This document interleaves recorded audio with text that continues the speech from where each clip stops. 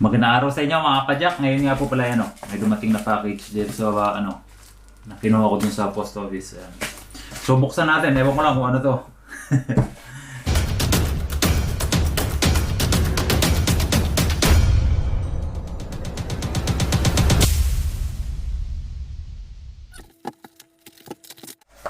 Ayan. So ito yung laman ng package mga kapadyak. Ayan, tingnan natin. Yun. Ayan, nakikita nyo ba yan? Papakita ko sa inyo ng malapitan para mainggit kayo. Ayan, tingnan nyo naman.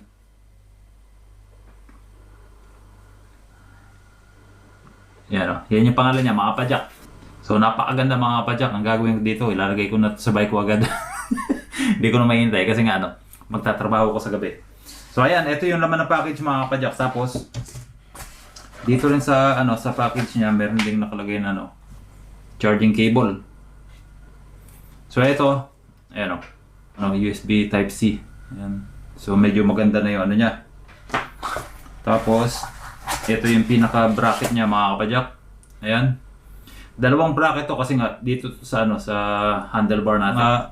Rin dito, mga spacer sa kung in case na malaki ba o maliit yung nyo. Tapos meron siyang ganito rin. Pwedeng gawin mo to, ayan magiging Type-C silang dalawa. Ayan So paano ba to ikabit mga kapadyak? Napakadali lang kasi meron yang ito yung dalawang mount na dito para dito sa ilaw natin. So ang gagawin nyo, kung nakaalsa yung dito, pihitin nyo lang para hindi na siya umano. Tapos itong mismo ngayon, yung may matalim na yan, ito yung kakapit dito sa mga kapadyak dito. Yung nasa ilalim ng kwan. Magiging ganyan yung itsura niya Ayan. Yung isa dito. Tapos yung isa rin. Dito natin lagay. Ilagay natin itong isa rin. Para makita nyo. Ayan. So ganyan yung magiging itsura niya mga kapadyak. Ayan Itong dalawa na to. Ito yung nasa handlebar nyo. Nakaganyan. So ganyan yung magiging itsura niya. So ayan mga kapadyak, i-install ko na pero hindi ko napapakita sa inyo kasi nga ganyan lang naman yan. Kaklamp nyo lang to sa handlebar tapos ito. So ipapakita ko na lang sa inyo pag kayo tapos na. 2,000 years later. So ganyan yung itsura niya mga kapadyak. Subukan natin yan. Lupit. So ayan mga kapadyak, ngayon po pag-usapan naman natin itong ilaw na binili ko nung nakaraan. Ayan Ano na ba yung nangyari dito? Kasi dalawang araw na po yung nakakaraan na ginagamit ko na to. So sasabihin ko lang po sa inyo kung ano yung mga na-experience ko dito sa sa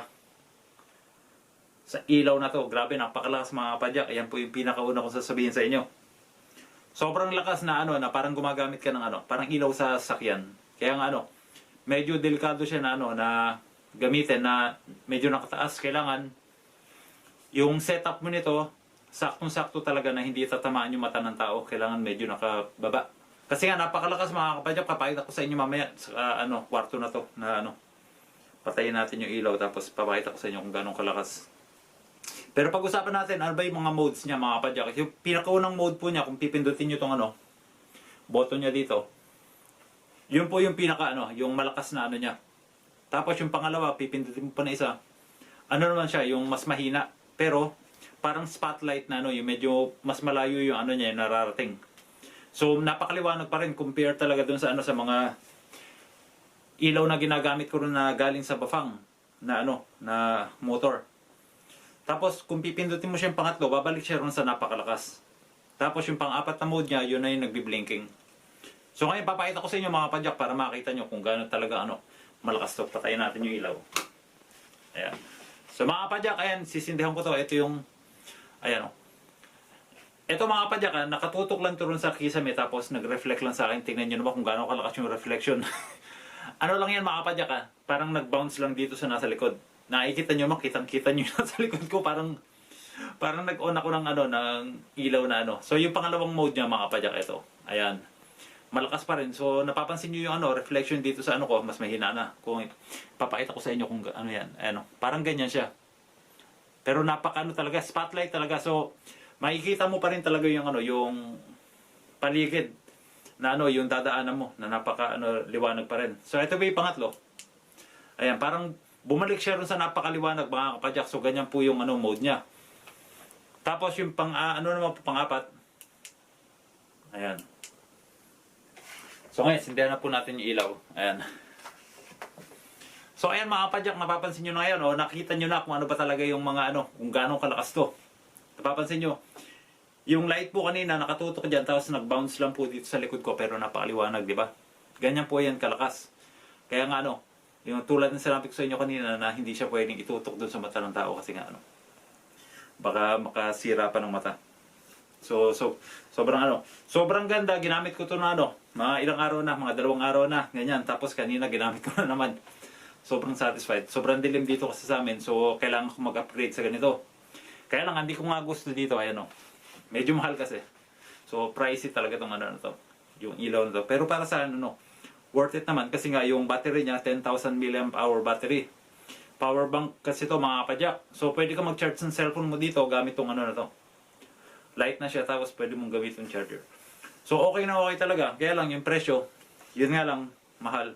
So yung mga interesado diyan, lalagay ko yung yung link dun sa description. So para i-check nyo lang kung ano, kung magustuhan nyo ba. Magugustuhan nyo to pero yung presyo lang ang hindi talaga. Yan. So para sa akin mga kapadyak, recommended ba tong ano na to? Para sa akin, oo. Pero kung hindi mo naman talaga kailangan ng ng ganitong ng ganitong kalakas na ilaw, huwag mo na bilhin kasi nga parang marami ka makikita siguro na ibang ilaw na mas mura na medyo malakas din. Kaya lang ito, kasi to high quality mga kapadyak. Itong hinahawakan ko na to, hindi lang to yung basta plastic. Meron siyang na plastic tapos mga metal. Tapos yung quality niya, yung build quality niya, napakaganda. Tapos napakabigat. So maano mo talaga na napakalaki ng battery na capacity nito. So okay na okay talaga. So para sa akin mga kapadyak, hindi naman siya yung talagang masasabi natin na recommended talaga. Para sa akin, kung gusto mo magtipid ng ng pera, siguro meron pa siyang ibang option na mas mura dito. So hanggang dito na lang po mga kapadyak. Maraming salamat nga po pala sa panunod nyo. Sana po nag-enjoy po kayo sa mumunting video natin. Tapos sa mga hindi pa po naka-subscribe dyan, subscribe na po kayo. Saka paki-like na lang po yung video, saka i-share nyo para po dumami po tayo. Ayan. Maraming salamat po.